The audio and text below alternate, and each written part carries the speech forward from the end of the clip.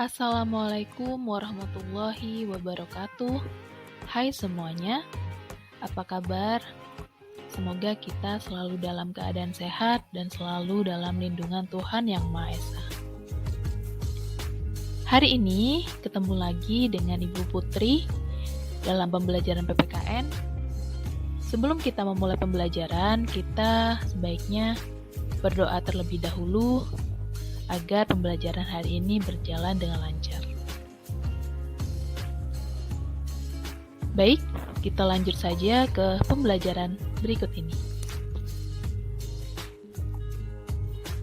Pada pembahasan kali ini, kita sudah masuk kepada pembahasan bab 2, yaitu sistem dan dinamika demokrasi di Indonesia.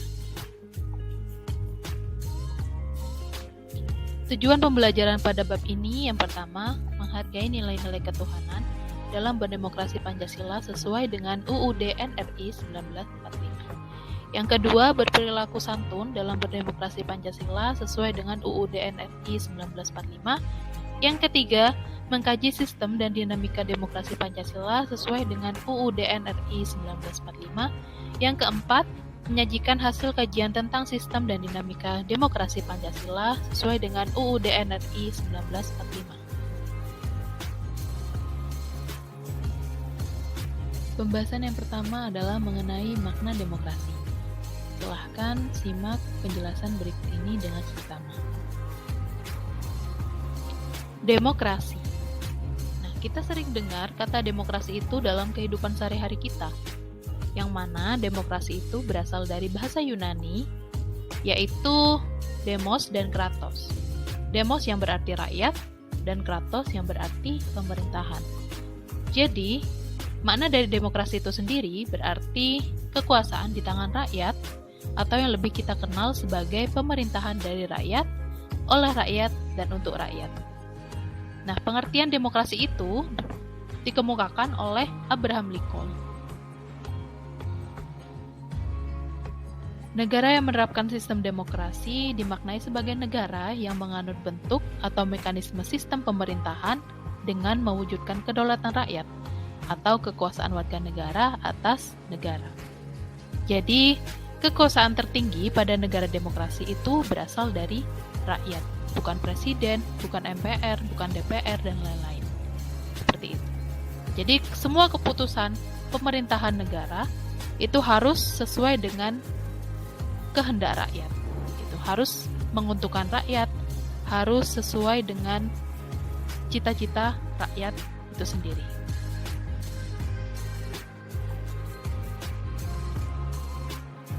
Suatu negara dapat dikatakan negara demokrasi apabila memiliki ciri-ciri berikut ini.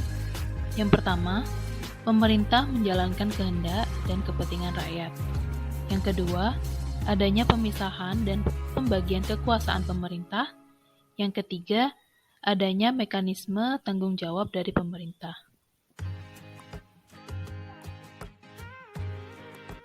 Pembahasan yang selanjutnya adalah mengenai klasifikasi demokrasi, atau yang kita kenal sebagai bentuk-bentuk demokrasi. Silahkan simak penjelasan berikut ini. Klasifikasi demokrasi yang pertama adalah demokrasi yang berdasarkan proses penyaluran kehendak rakyat. Klasifikasi ini dibagi menjadi dua, yaitu demokrasi langsung dan demokrasi tidak langsung. Demokrasi langsung adalah paham demokrasi yang mengikutsertakan setiap warganya dalam permusyawaratan untuk menentukan kebijaksanaan umum atau undang-undang secara langsung. Jadi, rakyat secara langsung hadir dalam menentukan keputusan negara. Sedangkan demokrasi tidak langsung adalah paham demokrasi yang dilaksanakan melalui sistem perwakilan. Biasanya, demokrasi ini diterapkan pada negara yang memiliki jumlah penduduk yang sangat banyak. Biasanya, demokrasi tidak langsung atau demokrasi perwakilan dilaksanakan melalui pemilihan umum, seperti di negara kita. Klasifikasi demokrasi yang selanjutnya adalah demokrasi yang berdasarkan titik berat perhatiannya. Demokrasi ini dibagi menjadi 3, yaitu demokrasi formal, demokrasi material, dan demokrasi gabungan. Demokrasi formal yaitu suatu demokrasi yang menjunjung tinggi persamaan dalam bidang politik, tanpa disertai upaya untuk mengurangi atau menghilangkan kesenjangan dalam bidang ekonomi. Biasanya, demokrasi ini diterapkan di negara-negara liberal. Demokrasi material adalah demokrasi yang dititik beratkan pada upaya menghilangkan perbedaan dalam bidang ekonomi, sedangkan persamaan dalam bidang politik kurang diperhatikan atau bahkan dihilangkan. Biasanya demokrasi ini diterapkan di negara-negara komunis. Sedangkan demokrasi gabungan yaitu bentuk demokrasi yang mengambil kebaikan dan membuang keburukan dari bentuk demokrasi yang sebelumnya. Biasanya bentuk demokrasi ini dianut oleh negara-negara non-blok atau negara-negara yang bersifat netral.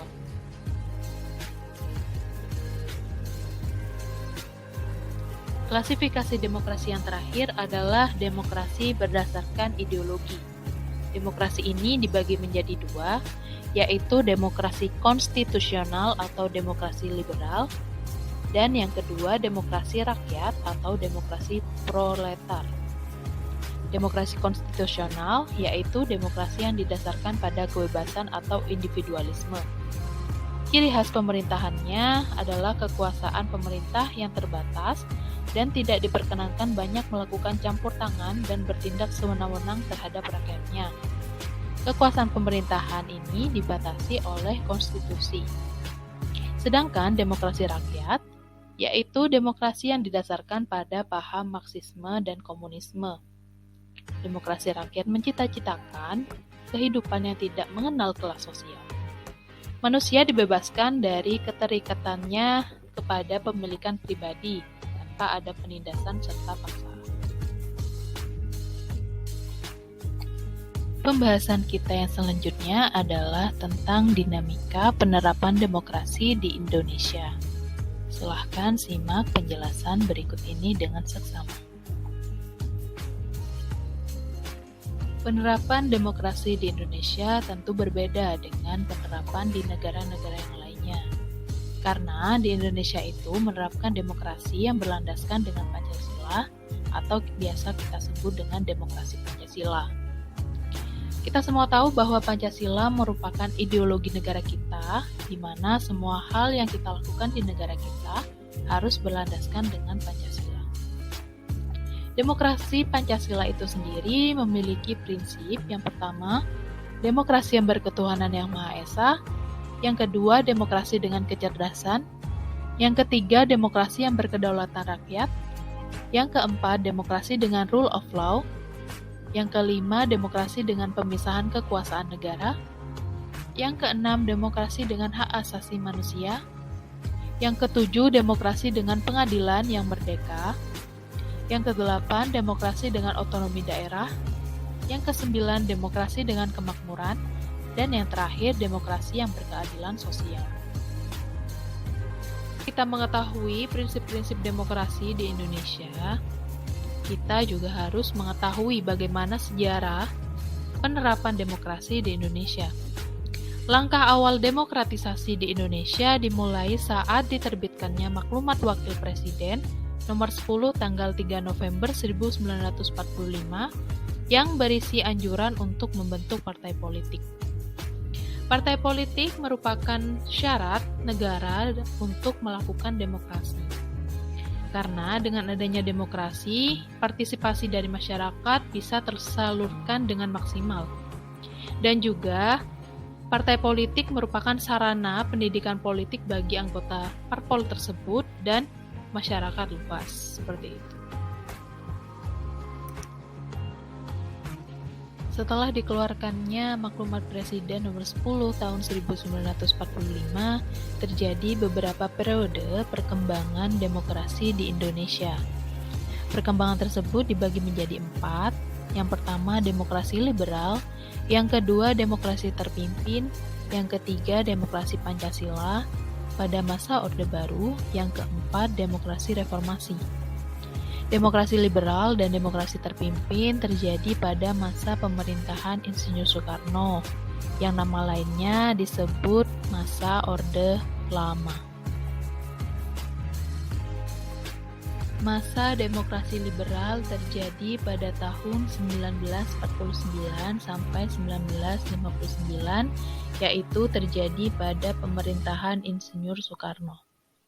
Pada masa ini sering terjadi pergantian kabinet, antara lain yang pertama Kabinet Narsir, yang kedua Kabinet Sukiman Suwirjo, yang ketiga Kabinet Wilopo, yang keempat Kabinet Ali I atau Kabinet Ali Wongso, yang kelima Kabinet Bahanuddin Harahap dari Masyumi, yang keenam Kabinet Ali II, dan yang ketujuh Kabinet Juanda. Demokrasi liberal kerap disebut sebagai demokrasi parlemen. Mengapa sering terjadi pergantian kabinet? Karena kabinet kan bertanggung jawab pada parlemen, sehingga jatuh bangun kabinet tergantung pada parlemen. Nah, kekacauan politik ini terjadi karena parlemen memiliki kekuasaan yang sangat besar, padahal parlemen sendiri terdiri dari berbagai golongan dengan ideologi dan aspirasi yang berbeda. Kekacauan politik tersebut merupakan awal mula berakhirnya masa demokrasi liberal dengan ditandai dengan keluarnya dekret presiden pada 5 Juli 1959. Dewan Konstituante dibubarkan karena tarik ulur antar golongan dalam menetapkan dasar negara yang juga tidak terselesaikan.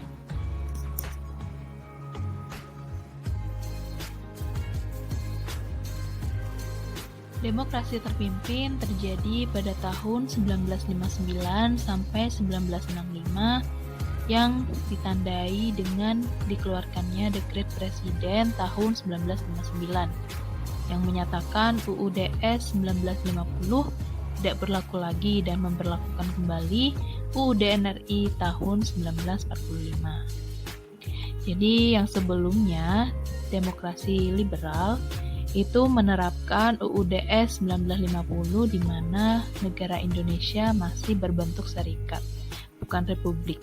Jadi negara Indonesia masih terbagi menjadi beberapa negara-negara kecil.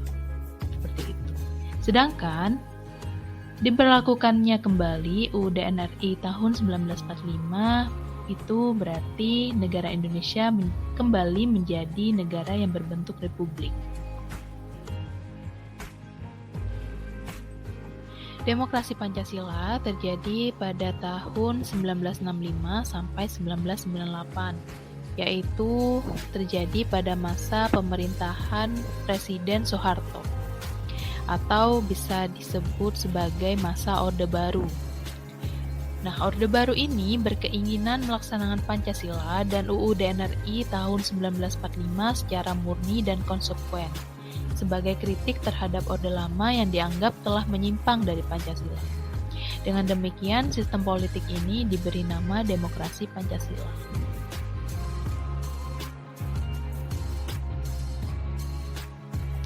Setelah berakhirnya masa pemerintahan Soeharto, kemudian demokrasi Pancasila berubah menjadi demokrasi reformasi yang diterapkan sampai saat ini.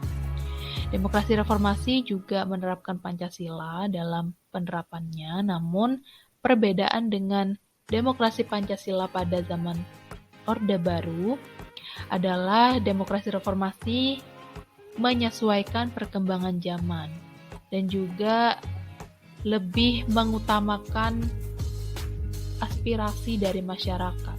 Seperti itu. Pada masa reformasi ini, untuk pertama kalinya, pada tahun 2004, bangsa Indonesia melaksanakan pemilihan presiden dan wakil presiden secara langsung oleh rakyat, dengan pemilu. Nah, pemilu ini diikuti oleh 24 partai politik.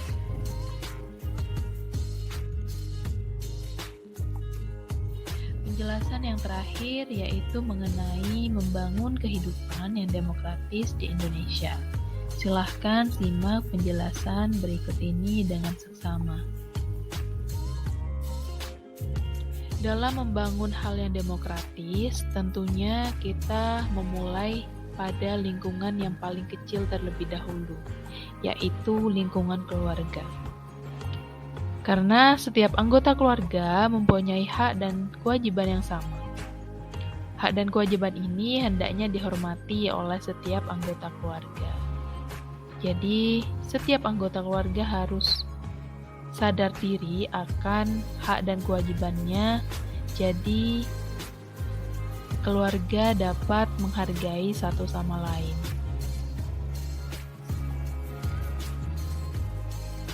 Kemudian, membangun kehidupan yang demokratis juga dapat diterapkan di lingkungan sekolah dengan cara menerima perbedaan dan menghargai pendapat orang lain. Menghargai pendapat teman kita, juga orang-orang di sekitar lingkungan sekolah. Seperti itu. Membangun demokrasi juga sangat penting dilakukan dalam kehidupan bermasyarakat. Dalam kehidupan bermasyarakat, sangat diperlukan kerjasama untuk menciptakan kesejahteraan bersama. Oleh karena itu, sikap saling menghormati, saling menghargai pendapat sangat diperlukan agar tidak terjadi kekacauan sosial.